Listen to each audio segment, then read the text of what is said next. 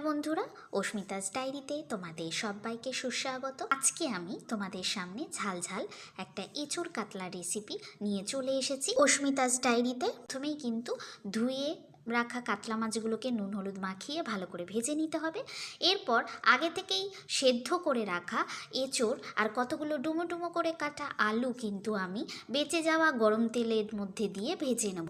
গরম তেলের মধ্যে প্রথমেই কিন্তু আমি গরম মশলা আর তার সঙ্গে একটুখানি জিরে ফোড়ন দিয়ে নিয়েছিলাম। এরপর যে মশলাগুলো পেস্ট করে রেখেছিলাম, টমেটো, রসুন, আদা, পেঁয়াজ, কাঁচা লঙ্কা আর তার সঙ্গে একটুখানি জিরেও আমি কিন্তু পেস্ট করেছিলাম, সেইটাকে ভালো করে কষিয়ে নেব। কষানোর সময় যদি একটুখানি চিনি দিয়ে দেওয়া হয় তাহলে কিন্তু কষানোর কালারটা খুব সুন্দর আসে। এটা হয়তো তোমরা অনেকেই জানো। সেদ্ধ করে ভেজে রাখা এঁচোড় আর আলুগুলোকে কিন্তু আমি দিয়ে ভালো করে কষিয়ে নেব। কষানোর সময় যদি একটুখানি জল না দিয়ে নিই তাহলে কিন্তু কষানোটা পুড়ে যাবে। যত কষিয়ে ভালো করে ভাজা ভাজা করে নেওয়া হবে এঁচোড় কিন্তু তত বেশি খেতে সুস্বাদু হয়।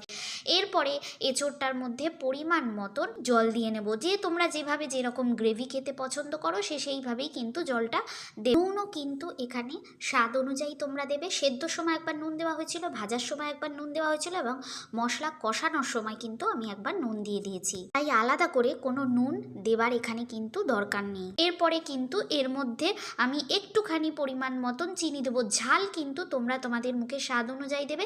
তবে একটা কথা বলে রাখি, এই এঁচোড় কাতলাটা কিন্তু একটু ঝাল ঝাল আর একটু ড্রাই খেতে হবে, আর মশলাটাও এখানে একটু বেশিই দিতে হবে, নাহলে কিন্তু স্বাদ ভালো হবে না। এরপরে ভেজে রাখা মাছগুলো দিয়ে ভালো করে নাড়াচাড়া করে নিয়ে তারপরে কিছু ধনেপাতা কুচি আমি ওপর থেকে ছড়িয়ে দেবো।